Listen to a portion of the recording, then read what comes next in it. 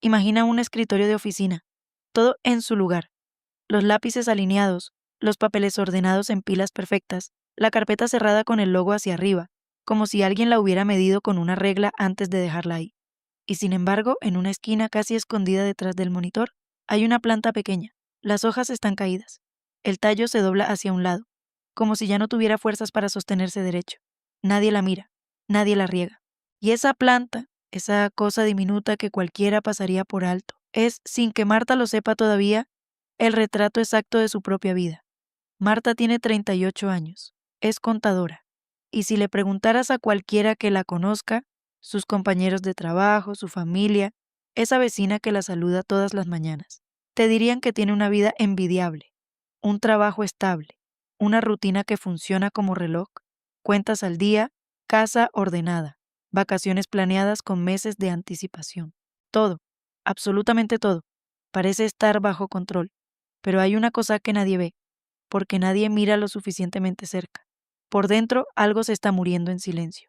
Y ella lo sabe desde hace tiempo, solo que ha decidido una y otra vez no prestarle atención. Este video no es sobre productividad ni sobre técnicas para organizar tu vida. Es sobre algo mucho más incómodo, el mecanismo exacto por el cual una persona puede pasar años, ignorando lo que ya sabe. No es que Marta no viera las señales, las vio todas. El problema nunca fue la falta de información, el problema fue otra cosa, algo que vamos a nombrar juntos en los próximos minutos, algo que probablemente tú también estás haciendo ahora mismo, sin darte cuenta, de la misma manera exacta en que ella lo hizo durante años. Pero antes de retroceder para entender cómo llegó hasta ahí, quiero mostrarte dónde termina esta historia. Son las 9:23 de la mañana de un martes cualquiera. Marta está sentada en una sala de reuniones con paredes de vidrio, de esas donde todo el mundo puede ver hacia adentro, pero nadie escucha lo que se dice. Sobre la mesa, frente a ella, hay una hoja doblada por la mitad. En la parte de arriba, en letras, que ella misma escribió la noche anterior, sin borrones, sin dudas, dice: Carta de renuncia. Su jefe está del otro lado de la mesa, con cara de no entender nada, y Marta, por primera vez en años, no siente el nudo en el estómago que sentía cada vez que tenía que decir algo importante. Siente calma, una calma extraña, casi sospechosa, la calma de alguien que finalmente dejó de pelear contra sí misma, para entender cómo una mujer tan cuidadosa, tan responsable, tan acostumbrada a medir cada decisión, llegó a ese momento. Tenemos que volver varios años atrás, y no vamos a empezar por un gran quiebre, porque la vida casi nunca funciona así. Vamos a empezar por lo pequeño, por lo que se repite tanto que deja de notarse. Marta se levantaba todos los días a las 6:15 de la mañana, sin despertador, porque su cuerpo ya había aprendido el horario de memoria. Preparaba café, revisaba el teléfono, salía de su casa antes de las 7:15. En la oficina era la primera en llegar casi siempre. Le gustaba ese momento, cuando el edificio todavía estaba en silencio y ella podía sentarse a organizar su día sin que nadie la interrumpiera. Durante años, esa rutina le dio algo parecido a la seguridad, un lugar donde todo tenía sentido, donde cada número cuadraba con otro número, donde el caos del mundo se ordenaba en columnas prolijas. Pero había un detalle que se repetía, silencioso, casi invisible, como la planta detrás del monitor. Al final de cada jornada, cuando ya no había nadie más en la oficina, Marta se quedaba unos minutos sentada frente a su escritorio, sin hacer nada. No revisaba correos, no terminaba pendientes, simplemente se quedaba ahí, mirando la pantalla apagada, en un silencio que ella misma no sabía nombrar. Si alguien le hubiera preguntado qué le pasaba en esos minutos, probablemente habría dicho que estaba cansada, pero no era cansancio físico, era otra cosa. Era ese peso que sienten las personas que empiezan a despertar, cuando el mundo que construyeron con tanto esfuerzo empieza lentamente a dejar de encajar, porque eso es lo que nadie te cuenta sobre el despertar. No llega como un rayo, no llega con una revelación dramática en medio de una crisis. Llega como este tipo de silencio. Llega como una sensación pequeña, casi ridícula, de nombrar en voz alta, que se repite hasta que ya no puedes seguir fingiendo que no está ahí. Con el tiempo, esos minutos de silencio empezaron a acompañarla también en otros momentos. En el auto, camino a casa con la radio apagada. En la fila del supermercado mientras esperaba su turno sin prestar atención a nada en particular. En la cama, unos minutos antes de dormir, cuando el cuerpo ya está quieto pero la mente todavía no se resigna a apagarse. Y en todos esos momentos había una pregunta que aparecía, siempre la misma, siempre disfrazada de otra cosa. ¿Esto es todo lo que hay?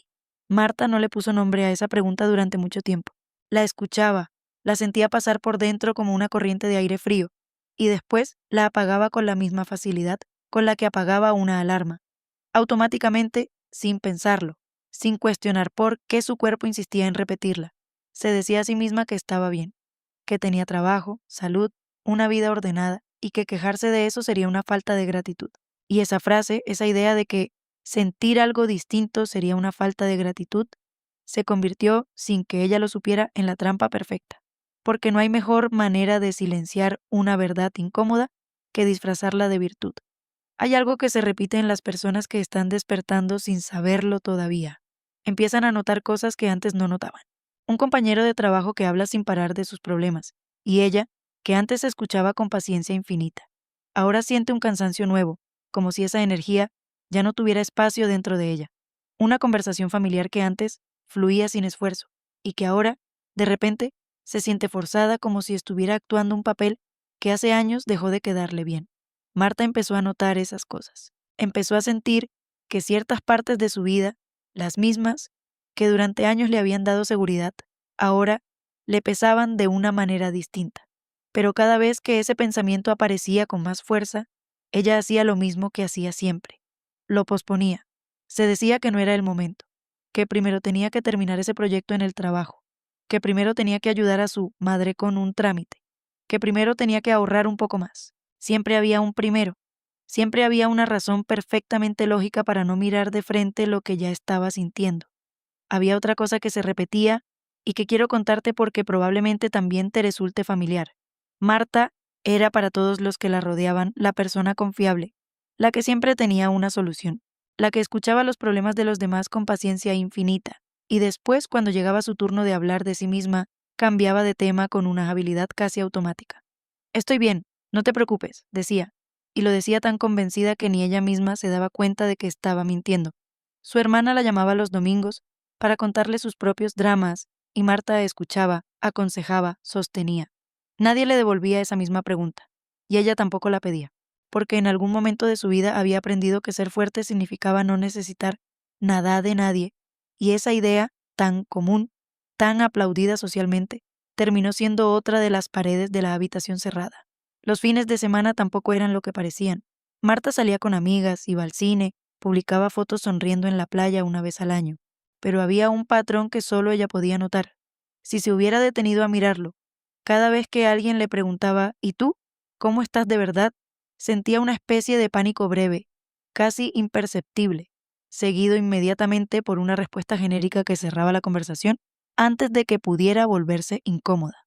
No era que no quisiera contestar, es que, en el fondo, no tenía una respuesta que no le doliera decir en voz alta. Y aquí está el punto que quiero que entiendas bien, porque es el corazón de todo lo que estamos hablando hoy. Marta no estaba paralizada por falta de valentía, como ella misma llegó a pensar en sus peores noches. Estaba paralizada por un mecanismo mucho más antiguo y mucho más inteligente que cualquier excusa consciente. Un mecanismo que Carl Jung describió hace casi un siglo y que explica mejor que cualquier otra teoría por qué las personas más lúcidas, las que más claro ven su propia situación, son muchas veces las que más tardan en moverse. Jung hablaba de algo que llamó la sombra, no como una metáfora poética, sino como una parte muy real de la psique. Todo aquello que una persona reconoce sobre sí misma, pero que decide no integrar, no mirar de frente, no dejar salir a la luz. La sombra no es necesariamente algo malo. Muchas veces es exactamente lo contrario. Es el potencial que da miedo, la verdad que exige cambio, la parte de nosotros que sabe demasiado y que, si la escucháramos, nos obligaría a romper con todo lo que hemos construido para sentirnos seguros. Y aquí está lo más interesante de esta idea. Cuanto más ignoramos esa parte de nosotros, más fuerza gana. No desaparece, se acumula, espera, y aparece disfrazada de cansancio, de ansiedad sin causa aparente, de una tristeza que no combina con la vida perfecta que tenemos en el papel. Eso era exactamente lo que le pasaba a Marta, lo que ella llamaba prudencia, ese hábito constante de posponer, de esperar el momento perfecto, de convencerse de que todavía no era momento de cambiar nada. No era prudencia en absoluto, era su sombra trabajando silenciosamente para protegerla de algo mucho más aterrador que quedarse donde estaba. La posibilidad real de que ella ya sabía desde hacía años, exactamente lo que tenía que hacer, y que actuar sobre eso significaba dejar de poder decir, no lo sabía. Significaba hacerse responsable de su propia vida, con todo lo que eso implica.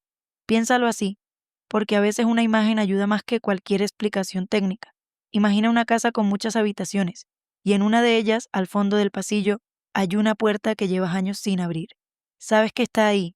A veces, cuando pasas cerca, sientes el impulso de girar la manija, pero enseguida encuentras una razón para seguir de largo. Hay que limpiar antes. Hace frío ahí adentro. Mejor lo dejo para otro día. Y mientras tanto, sigues viviendo en el resto de la casa, decorándola, cuidándola, mostrándola a las visitas con orgullo, mientras esa puerta cerrada sigue estando ahí, cargando todo lo que decidiste no mirar. Eso es la sombra. No es un monstruo. Es simplemente lo que dejamos sin abrir. Y hay algo más sobre esa habitación cerrada que vale la pena entender, porque cambia por completo la forma en que solemos juzgarnos a nosotros mismos.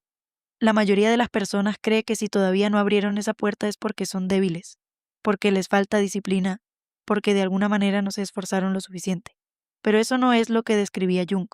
Para él, la sombra no es un defecto de carácter, es una función de protección, tan antigua como la mente humana, el mismo mecanismo que en algún momento nos protegió de peligros reales, de exponernos frente a otros, de perder pertenencia a un grupo, de quedar solos ante lo desconocido. Hoy se activa frente a peligros que ya no son físicos, sino existenciales. Cambiar de trabajo, terminar una relación que ya no tiene sentido, decir en voz alta lo que realmente pensamos. Para la mente antigua que todos cargamos, eso puede sentirse tan amenazante como un peligro real. Por eso la sombra no negocia con lógica. No importa cuántas listas de pros y contras hagas, cuántos audios de autoayuda escuches, cuántas frases motivacionales guardes en el teléfono. Mientras esa parte de ti siga sintiendo que abrir la puerta es peligroso, va a seguir encontrando razones, siempre razonables, siempre convincentes, para mantenerla cerrada un poco más. Esto explica algo que probablemente ya notaste en tu propia vida, o en la vida de alguien cercano. Las personas más inteligentes, las más preparadas, las que en teoría tienen todas las herramientas para cambiar, muchas veces son las que más tardan en moverse. No porque no entiendan la situación, la entienden perfectamente, la entienden mejor que nadie, pero entender no es lo mismo que actuar, y esa distancia entre lo que sabemos y lo que hacemos es exactamente el territorio donde vive la sombra. Y quiero detenerme un momento aquí, porque llegamos a una parte de esta historia donde necesito que tú también participes, porque estoy segura de que, mientras escuchas esto, una parte de ti ya está reconociendo algo. Así que quiero que me digas en los comentarios, ¿cuál de estas tres personas eres tú en este momento de tu vida? Opción A. Eres alguien que ya sabe exactamente qué puerta tiene cerrada, sabe qué habitación evita y solo está esperando el momento, o el coraje, para finalmente abrirla. Opción B. Eres alguien que siente que algo no está bien, que hay una inquietud constante, un peso que no sabe nombrar del todo, pero que todavía no logra identificar de dónde viene exactamente. Opción C. Eres alguien que en este momento está pensando, esto no tiene nada que ver conmigo, mientras una parte muy pequeña, muy en el fondo, sabe perfectamente que sí. Escríbelo abajo, A, B o C. Y si te da un poco de vergüenza admitirlo en público, puedes simplemente pensarlo. Pero piénsalo de verdad. Volvamos a Marta, porque su historia todavía tiene un capítulo que no te conté, y es justo el que explica por qué, después de tantos años posponiendo, finalmente se movió. Unos meses antes de esa mañana en la sala de reuniones, sucedió algo pequeño, tan pequeño que, si se lo contaras a alguien más, probablemente te diría que no entiende por qué eso podría haber cambiado algo. Pero así funciona siempre el verdadero quiebre. Nunca es la tragedia enorme la que despierta a alguien. Es el detalle diminuto que, de alguna manera, logra atravesar todas las capas de excusas que llevamos años construyendo. Ese detalle vamos a guardarlo todavía un poco más, porque antes de contártelo necesito que entiendas algo más sobre lo que le estaba pasando a Marta en ese tiempo, algo que empezó a intensificarse justo antes de que todo cambiara. En esas semanas, Marta empezó a notar que su cuerpo le hablaba de maneras nuevas, un dolor en el pecho que los médicos no lograban explicar del todo, y que aparecía siempre los domingos por la noche, como si su cuerpo ya supiera antes que su mente, que el lunes era otra vuelta más de la misma rueda. Insomnio que llegaba justo cuando más cansada estaba, como si algo dentro de ella se negara a apagarse porque todavía había algo pendiente de resolver, y una irritabilidad extraña frente a cosas pequeñas, el ruido de una notificación, una fila lenta, un comentario inofensivo de un compañero.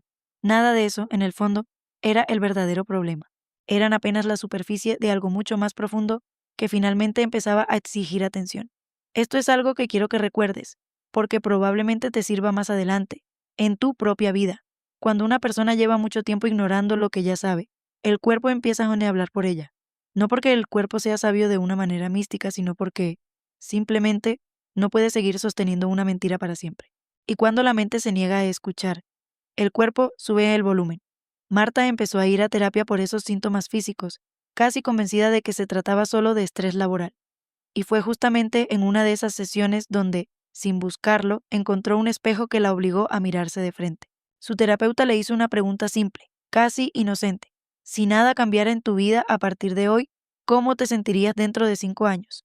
Y Marta, que siempre tenía una respuesta lista para todo, se quedó en silencio. Un silencio largo, incómodo, distinto a todos los silencios que había vivido antes. Porque en ese momento, algo dentro de ella respondió con total claridad, aunque no dijera una sola palabra en voz alta, exactamente igual que ahora. Y eso me aterra. Esa frase, ese reconocimiento silencioso, fue la primera grieta real en la puerta que llevaba años cerrada. Y aquí llega el detalle que te prometí. Unas semanas después de esa sesión, Marta estaba ordenando un cajón viejo en su casa, uno de esos cajones que todos tenemos, llenos de cosas que ya no usamos pero que tampoco tiramos. Y ahí, entre papeles viejos y recibos que ya no servían para nada, encontró una libreta pequeña, de tapa azul gastada, que había usado años atrás cuando todavía estudiaba en la universidad. La abrió sin pensarlo demasiado, más por curiosidad que por otra cosa, y en una de las primeras páginas, con una letra que apenas reconocía como propia, más suelta, más viva, casi de otra persona, encontró una frase que ella misma había escrito a los 22 años. No quiero pasarme la vida contando el dinero de otros, mientras el mío se me escapa entre los dedos. Se quedó mirando esa frase durante lo que le pareció una eternidad, porque ahí estaba, en tinta ya casi desvanecida, la verdad que había estado esquivando durante 16 años. No era que Marta no supiera lo que quería, es que a los 22 años lo sabía con una claridad que después, poco a poco, año tras año, decisión tras decisión, había ido enterrando bajo capas de seguridad, de responsabilidad, de así es como se hacen las cosas. La joven que escribió esa frase no había desaparecido, simplemente había sido silenciada, con mucho cuidado, durante más de una década. Esa noche Marta no lloró de tristeza, lloró de otra cosa, algo más parecido al alivio, esa sensación extraña que aparece cuando finalmente dejas de fingir que no sabes algo que en realidad siempre supiste. Se quedó sentada en el piso de su habitación, con la libreta azul entre las manos, releyendo esa frase una y otra vez, hasta que casi sin darse cuenta, empezó a escribir de nuevo. No un plan, no una lista de pasos, solo palabras sueltas, honestas, del tipo que solo salen cuando ya no queda energía para seguir actuando. Fue en esos días, con esa frase todavía resonando dentro de ella, cuando Marta empezó a hacer algo que no había hecho en años, prestar atención, en tiempo real, a las cosas pequeñas que su cuerpo y su mente le señalaban, en lugar de apagarlas automáticamente. Cuando sentía ese nudo conocido al entrar a la oficina, en lugar de ignorarlo, se preguntaba de dónde venía. Cuando notaba que decía sí a algo que en el fondo era un no, se detenía un segundo antes de terminar la frase. Pequeños gestos casi invisibles para cualquiera que la mirara desde afuera.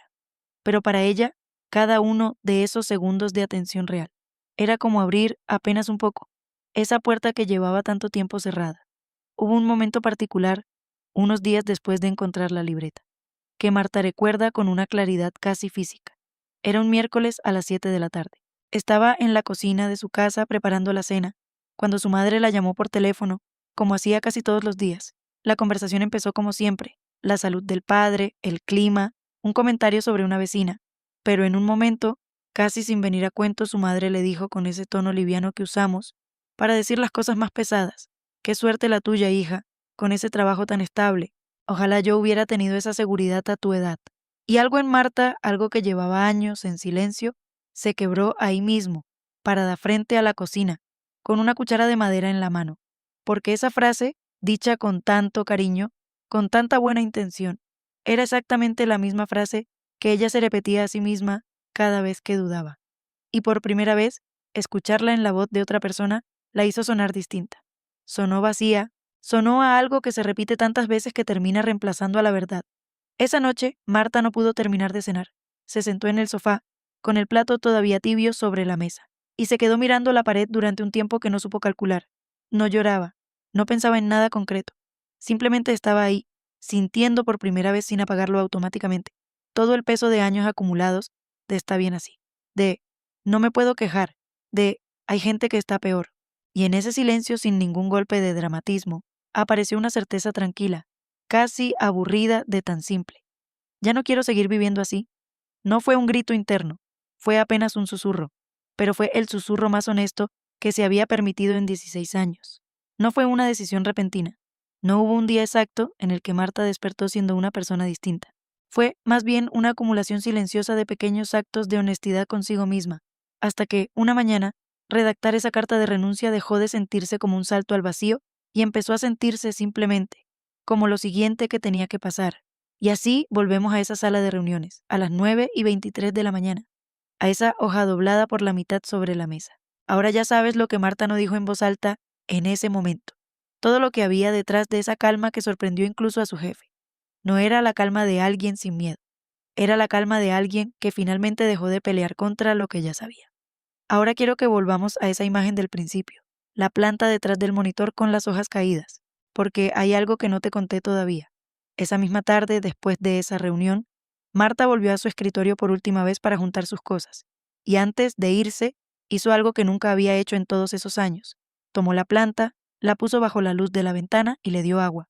No sabía si todavía tenía tiempo de recuperarse, pero por primera vez decidió intentarlo, en lugar de seguir mirando hacia otro lado. Yo no te voy a decir que a partir de ese día todo fue fácil para Marta. No lo fue.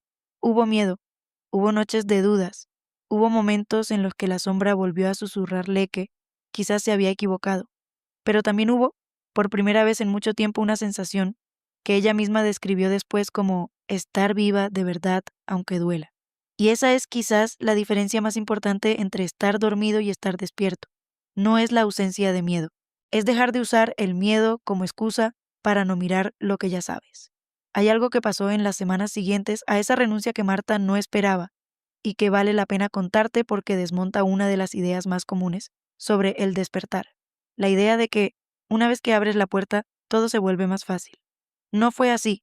Los primeros días sin la rutina que la había sostenido durante tantos años se sintieron extraños, casi vacíos. Se despertaba a las 6:15 por costumbre y se quedaba en la cama sin saber muy bien qué hacer con esa libertad que tanto había deseado.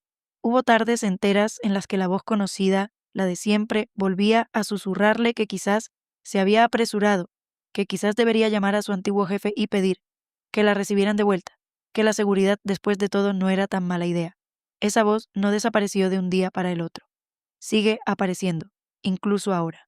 La diferencia, la única diferencia real, es que Marta aprendió a reconocerla por lo que es, no la verdad, sino el miedo disfrazado de sensatez. Empezó, poco a poco, a construir algo nuevo.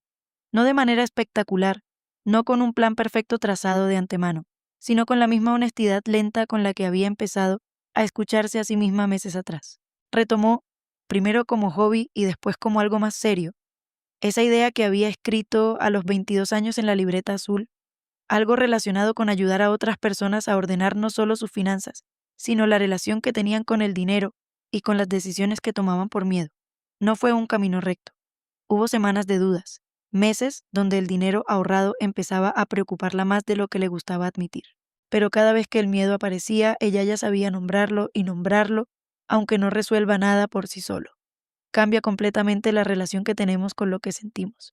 Hay una imagen que Marta usa ahora, cuando alguien le pregunta cómo fue ese proceso, que resume mejor que cualquier explicación técnica lo que significa despertar de verdad.